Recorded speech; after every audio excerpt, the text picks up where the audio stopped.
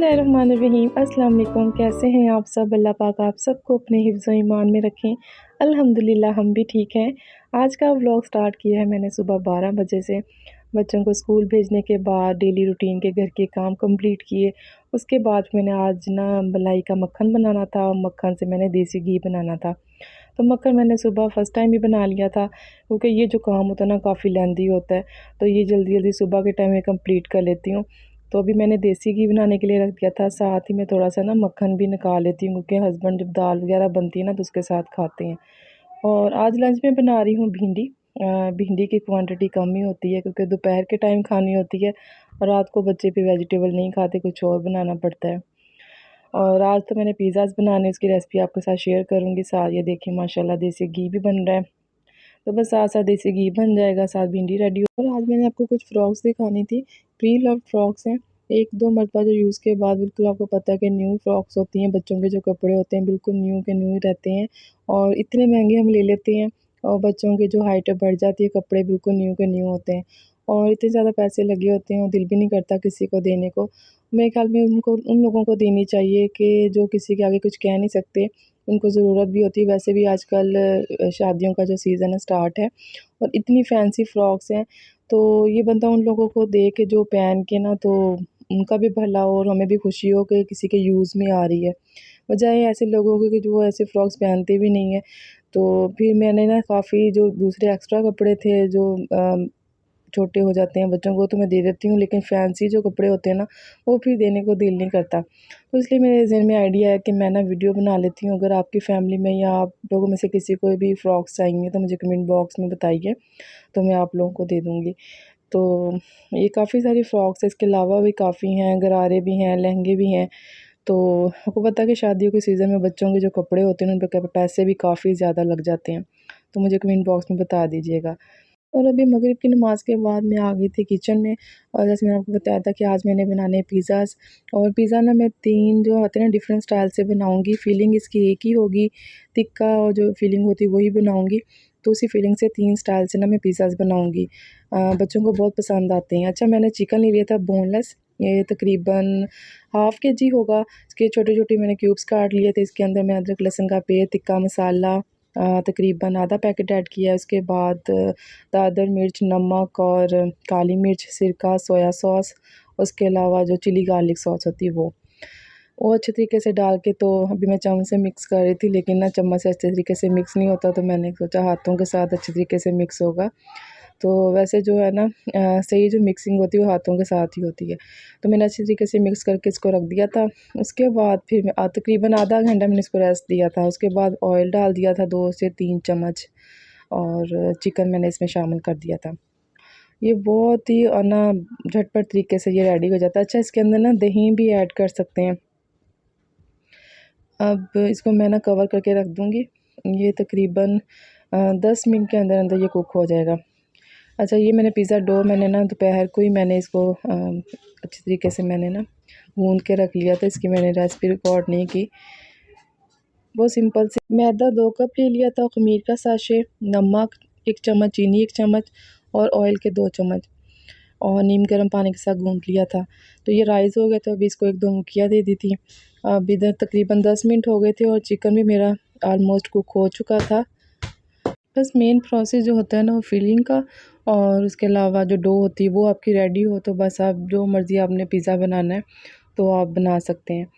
तो बस एंड में अब मैं इसके अंदर ना 1-2 चम्मच तकरीबन इसके अंदर मायोनीज़ ऐड कर दूँगी। इससे ये होता है कि ना हमारी जो होती है ना फिलिंग वो ज़रा स्टिकी सी हो जाती है, वो अच्छे तरीके से स्टिक कर जाती है। तो बस ये फिलिंग हो चुकी थी कुक, मैंने चूल्हा ऑफ़ कर दिया था।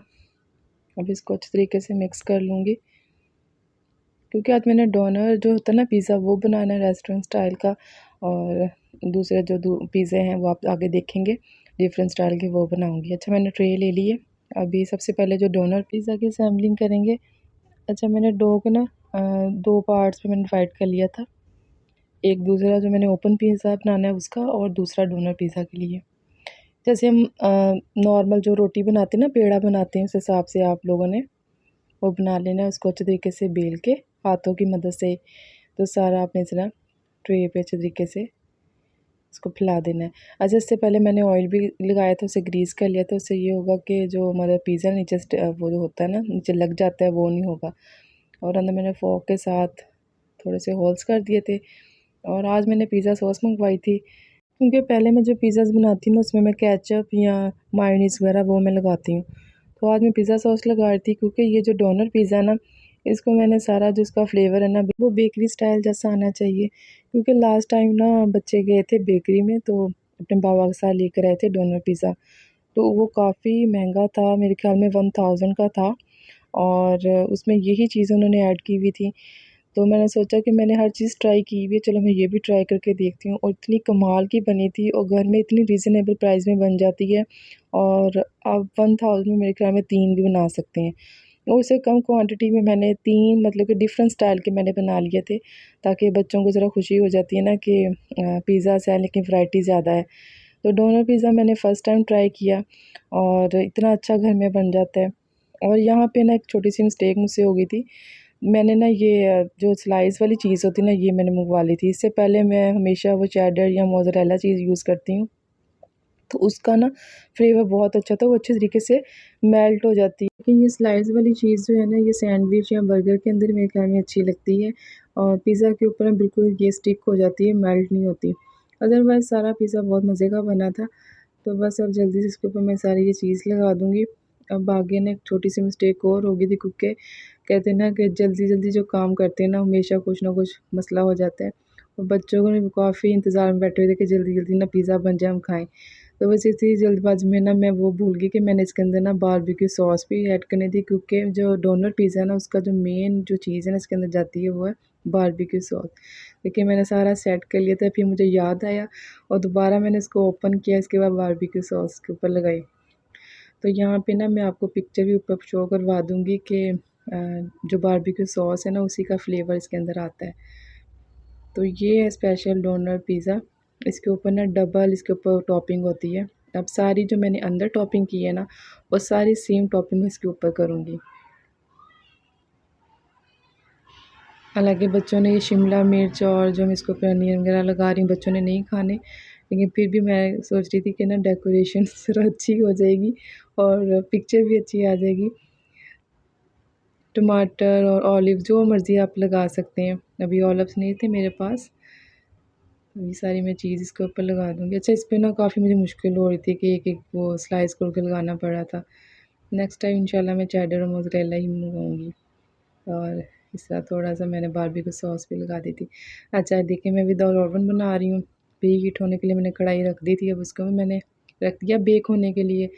अब जो दूसरा मैंने पिज़्ज़ा बनाना है, वो ये तो बहुत ही क्विक तरीके से बन जाते हैं। ये मेरे ख्याल में पहले भी मैंने आप लोगों के साथ शेयर किए हुए हैं। ये शवारमा जो ब्रेड होती है ना, वो मैंने ले ली है। ये भी डबल लेयर आजकल बहुत आप लोगों ने देखे होंगे कि ये स्ट्रीट फूड स्टाइल में जो होते हैं ना पिज़्ज़ाज़, वो हैं ये। इस पे भी सेम इसी तरह वो मैंने घर में डो बनाई है ना, तो ये आपको जैसे रेडीमेड शवारमा ब्रेड, आपको पीता ब्रेड मेरे ख्याल में कहते हैं, तो वो आप लेके जिसके ऊपर सारी फिलिंग लगा दें। ये एक ही फिलिंग है, हाफ़ केजी चिकन था उससे देखें। अब ये सेकंड जो है पिज़्ज़ा वो बना, इसके बाद थर्ड पिज़्ज़ा भी बनाऊँगी। इसके ऊपर बारबेक्यू सॉस लगा दी, उसके बाद उसके ऊपर फिर मैं जो दूसरा है शवारमा जो पीता ब्रेड वो रख दूँगी, और अगेन इसके ऊपर ये पिज़्ज़ा सॉस लगा के और सारी फिलिंग इसके ऊपर फिर लगा दूँगी। तो ये बहुत जल्दी तरीके से बन जाते हैं, और अगर स्कूल में बच्चों को आप लोगों ने देने हैं तो ये आप दे सकते हैं। मैं तो ज़्यादातर यही बच्चों को बना के देती हूँ, ताकि लंच में ना बच्चे ये इसी तरीके से लेके जा सकें। तो इधर तकरीबन 20 मिनट में ये हो चुका था बेक। मैंने थोड़ा-सा ऑयल लगा के इसके ऊपर ब्रश के साथ अच्छे तरीके से इसको मैंने ग्रीस कर दिया, ताकि थोड़ी-सी शाइनिंग आ जाए।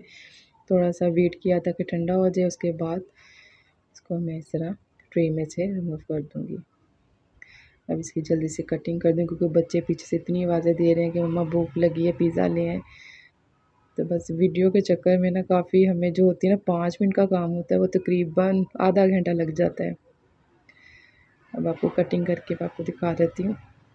ये देखिए जी, इतना लज़ीज़ बनता है, और ये छोटा सा पीस मैंने खा के चेक भी कर लिया था, वो मज़े का बना था। बस जल्दी से मैंने सारे पिज़्ज़े कर लिए हैं बेक। और ये जो तो नॉर्मल रेगुलर पिज़्ज़ा आप इसे कह सकते हैं, तो हर घर में बनता है, किसी को आता है। ये देखिए जी, हाफ़ केजी चिकन से मैंने 3 किस्म के पिज़्ज़े बनाए हैं। और इसी के साथ मुझे दीजिए इजाज़त। अगर आपको आज की रेसिपी अच्छी लगी है तो ज़रूर बताइएगा, और अगर मेरे चैनल में फ़र्स्ट टाइम आए हैं तो चैनल को लाइक शेयर सब्सक्राइब लाज़मी कीजिएगा, ताकि मेरी न्यू वीडियो का नोटिफिकेशन आपको मिल सके। इंशाल्लाह आऊँगी न्यू वीडियो न्यू कंटेंट के साथ। तब तक के लिए मुझे दीजिए इजाज़त। ओके जी, अल्लाह हाफ़िज़।